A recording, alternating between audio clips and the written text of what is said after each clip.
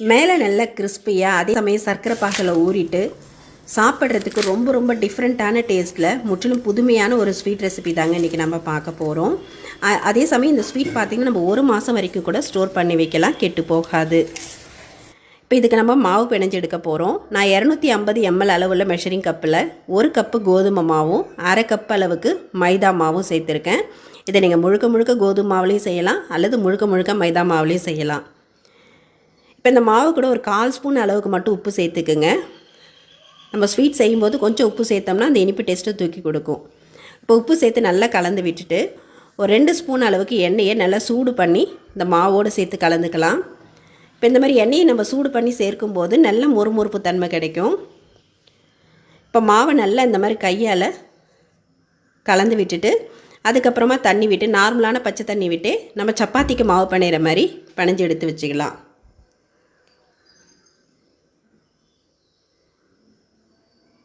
இப்போ இது அப்படியே ஒரு 5லேருந்து ஒரு 10 நிமிஷம் ஊறட்டும். இப்போ இந்த ஸ்வீட் லேயராக வர்றதுக்காக நம்ம ஒரு பேஸ்ட்டு ரெடி பண்ண போகிறோம். அதுக்கு நான் 1 ஸ்பூன் அளவுக்கு கோதுமை மாவும் 1 ஸ்பூன் அரிசி மாவு சேர்த்துருக்கேன். அரிசி மாவு சேர்த்து செஞ்சிங்கன்னா நல்ல மொறுமொறுன்னு இருக்கும். இப்போ 2 ஸ்பூன் அளவுக்கு மாவு சேர்த்தோம். அதே 2 ஸ்பூன் அளவுக்கு எண்ணெய் அல்லது நெய் எது வேணால் சேர்த்துக்குங்க. நான் இன்றைக்கி நெய் சேர்த்து நல்லா இந்த மாதிரி ஒரு பேஸ்ட்டு பதத்துக்கு ரெடி பண்ணியிருக்கேன். இப்போ மாவை திரும்ப வெளியே எடுத்து நல்லா அழுத்தம் கொடுத்து பிணைஞ்சு எடுத்துக்கலாம். இப்போ நம்ம 1/4 கிலோ அளவுக்கு மாவு எடுத்துருக்குறோம். இப்போ இந்த மாவை நம்ம ஒரு 6 பகுதியாக பிரித்து எடுத்துக்கலாம். நம்ம இந்த பால் பார்த்திங்கன்னா எத்தனை லேயர் வைக்கிறோமோ அந்த அளவுக்கு நம்மளோட ஸ்வீட் பார்த்திங்கன்னா நல்லா கிறிஸ்பியாக வரும். இதில் நம்ம சோடா இதெல்லாம் எதுவுமே சேர்க்க போகிறது இல்லைங்க. ஆனால் நல்லா மொறுமொறுன்னு ரொம்ப டிஃப்ரெண்ட்டான டேஸ்ட்டில் இருக்கும். கண்டிப்பாக இந்த ஸ்வீட் ரெசிபியை ஒரு முறை ட்ரை பண்ணி பாருங்கள். இப்போ நான் இதை நம்ம நார்மலாக சப்பாத்திக்கு திரட்டுற மாதிரியே திரட்டி எடுத்துக்கோங்க. நம்ம சப்பாத்திக்கு திரட்டுறதை விடவே கொஞ்சம் மெலிசாக திரட்டிக்கலாம். நீங்கள் மாவு பிணையும் போது ரொம்ப கொல கொலன்னு இல்லாமல் கொஞ்சம் கெட்டியாக பிணைஞ்சிட்டிங்கன்னா உங்களுக்கு இந்த மாதிரி திரட்டுறதுக்கு ஈஸியாக இருக்கும்.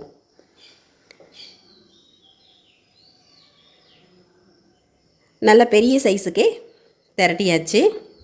இப்போ இந்த மாதிரியே எல்லா மாவும் திரட்டி எடுத்தாச்சு. இப்போ நம்ம இதை ஒன்றா செட் பண்ண போகிறோம். நம்ம ரெடி பண்ணி வச்சுருக்க அந்த பேஸ்ட்டு தடவி ஒன்றா நம்ம அடுக்கினோம்னா நம்ம ரோல் பண்ணி கட் பண்ணி எண்ணெயில் பொரிச்சு எடுக்கும்போது அந்த லேயர்ஸ்லாம் தனித்தனியாக அழகாக வருங்க.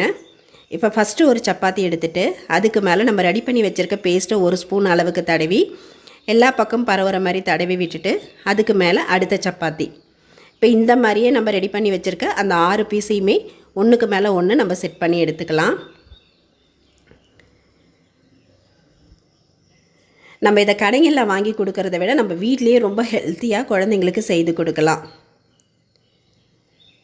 நமக்கு ஸ்வீட் சாப்பிட்ணுன்னு தோணும் போது கண்டிப்பாக இந்த மாதிரி ட்ரை பண்ணி பாருங்கள். இதை நம்ம ஒரு 10லேருந்து 15 நாள் 1 மாதம் வரைக்கும் கூட ஸ்டோர் பண்ணி வைக்கலாம். நீங்கள் சர்க்கரை பாகு மட்டும் கரெக்டான பதத்தில் ரெடி பண்ணிட்டீங்கன்னா உங்களோட ஸ்வீட் கெட்டு போகாது, நல்லா மொறுமொறுன்னு இருக்குங்க. அதுவும் நம்ம இந்த பேஸ்ட்டு கூட அரிசி மாவு சேர்த்துருக்கிறதுனால நல்ல ஒரு மொறுமொறுப்பு தன்மை கிடைக்கும். இப்போ இந்த மாதிரியே எல்லா லேயரும் ரெடி பண்ணிவிட்டு நல்லா டைட்டாக ரோல் பண்ணிக்கோங்க. நல்லா டைட்டாக ரோல் பண்ணும்போது தான் நமக்கு திரட்டும் போது பிரிஞ்சு வராமல் இருக்கும். இப்போ இதையும் திரும்ப இந்த மாதிரி நல்லா ரோல் பண்ணிவிட்டு இந்த பீஸை நம்ம ஒரு 8 பகுதியாக பிரித்து எடுத்துக்கலாம். நம்ம ஃபஸ்ட்டு மாவை பிணைஞ்சிட்டு ஒரு 6 பீஸாக கட் பண்ணோம். அதை ஒன்று மேலே ஒன்று அடுக்கிட்டு இப்போ நம்ம 8 பீஸ் வந்திருக்கு. நம்ம ஒரு 1/4 கிலோ அளவுக்கு மாவு எடுத்தோம்னா இந்த ஸ்வீட் பார்த்திங்கன்னா ஒரு 8 பீஸ் கிட்ட வரும். இது நான் கொஞ்சம் பெரிய சைஸில் எடுக்கிறதுனால 8 பீஸாக கட் பண்ணியிருக்கேன். இதே உங்களுக்கு சின்ன சைஸில் வேணும்னா நீங்கள் இன்னும் ஒரு 2 பீஸ் சேர்த்து ஒரு 10 பீஸாக கூட கட் பண்ணி எடுக்கலாம். இப்போ இந்த மாதிரி நிமித்தி வச்சு தட்டிடுங்க. தட்டி இது எல்லாத்தையுமே ஒரு பவுலில் போட்டு எடுத்து வச்சிடலாம். இது நம்ம சர்க்கரை பாகு ரெடி பண்ணுற வரைக்கும் அப்படியே இருக்கட்டும்.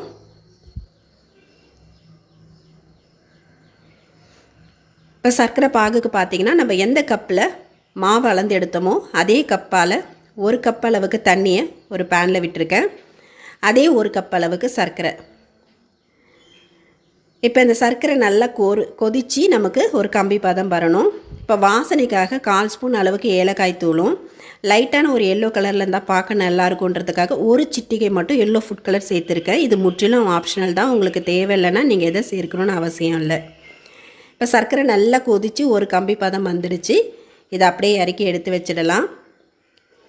இப்போ நம்ம ரோல் பண்ணி எடுத்து வச்சுருக்கிற மாவு எல்லாத்தையுமே நமக்கு எந்த சைஸில் வேணுமோ அதுக்கேற்ற மாதிரி பூரி உருட்டுற குழவியால் நம்ம திரட்டிக்கலாம். நான் இன்றைக்கி ஒரு பூரி சைஸுக்கு ரெடி பண்ண போகிறேங்க. இது நீங்கள் சின்னதாக ரெடி பண்ணாலும் அதே லேயர்ஸ் கிடைக்கும். இதேமாரி ஒரு பூரி சைஸுக்கு நீங்கள் ரெடி பண்ணாலும் அதே லேயர்ஸ் வரும். நல்லா பார்க்குறதுக்கு பெருசாக அழகாக இருக்கும். இப்போ இந்த மாதிரி எல்லாத்தையும் திரட்டிட்டு இதை பொரிச்சு எடுக்கிறது பார்த்திங்கன்னா ஃபுல்லாக லோ ஃப்ளேமில் வச்சு தான் பொரிச்சு எடுக்கணும். அப்போ தான் பார்த்திங்கன்னா இந்த உள்ளே இருக்கிற லேயர்ஸும் நல்லா வெந்துட்டு நல்ல மொறு மொறுன்னு வரும். இப்போ நான் காமிக்கிறேன் பாருங்கள், அந்த லேயர்ஸ்லாம் எந்த அளவுக்கு பிரிஞ்சு வருதுன்னு. இந்த மாதிரி அது மேலே எழும்பி வரும்போது கொஞ்சம் நம்ம எண்ணெய் எடுத்து மேலே தெரிச்சோம்னா அந்த லேயர்லாம் தனித்தனியாக ஆகும் பாருங்கள்.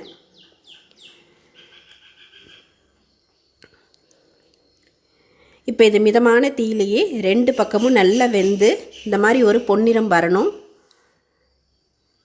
இப்போ நல்ல ஒரு கோல்டன் கலர் வந்திருக்கு. அந்த எண்ணெயோட சலசலப்பு கொஞ்சம் கூட இல்லை பாருங்கள். அந்த லேயர்ஸும் ரொம்ப அழகாக வந்திருக்கு பாருங்கள். ரொம்ப சூப்பராக நம்மளோட ஸ்வீட் ரெடி ஆகிடுது. இப்போ இது மாதிரியே நம்ம மீதி இருக்கிற ரோல் எல்லாத்தையுமே திரட்டிட்டு பொரிச்சு எடுத்துக்கலாம். நல்ல லோ ஃப்ளேமில் வச்சு போகிறீங்க. அப்போ தான் உள்ளேயும் நல்லா வெந்துட்டு நல்லா மொறு மொறுன்னு இருக்கும். அப்படியே நீங்கள் கையில் எடுத்து நசுக்குனீங்கன்னா பவுடர் ஆகிடும். அந்த அளவுக்கு நல்லா கிறிஸ்பியாக வெந்து கிடைக்கும். இப்போ நம்ம இதை சர்க்கரை பாகில் கோட் பண்ணி எடுக்க போகிறோம்.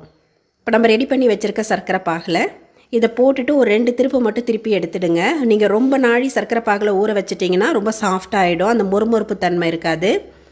இப்போ இந்த மாதிரி போட்டு ஒரு திருப்பு 2 திருப்பு மட்டும் திருப்பி எடுத்துட்டிங்கன்னா அந்த சர்க்கரை நல்லா கோட் ஆகிட்டு சாப்பிட்றதுக்கு அவ்வளோ டேஸ்டியாக இருக்குங்க. இப்போ நம்ம ரெடி பண்ணியிருக்க மாவுக்கு நம்ம ரெடி பண்ணி வச்சுருக்க அந்த சர்க்கரை பாகு கரெக்டான அளவில் இருக்கும்.